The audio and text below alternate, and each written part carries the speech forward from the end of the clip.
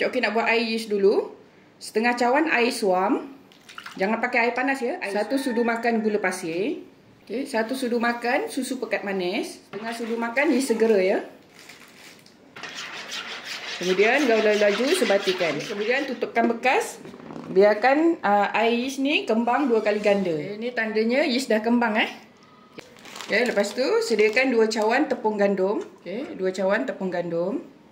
Okay. Masukkan 1 teaspoon baking powder. Masukkan setengah teaspoon garam.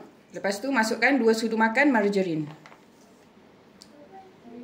Okay. 2 sudu makan ya.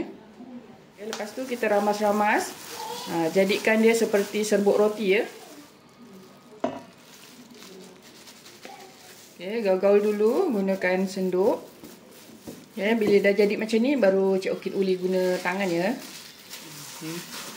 Okey, uli-uli guna tangan sampai jadi dough yang lembut macam ni ya. Cik Okey bagi-bagi dapat lebih kurang dalam 11 biji lah. Okey, kita buat rounding. Okey, susun jarak-jarak Okey, tutup dengan kain basah. Okey, alhamdulillah. Donat ni dah kuning atas bawah macam ni. Okey, dah boleh angkat. Cik Okey nak tunjuk dalam dia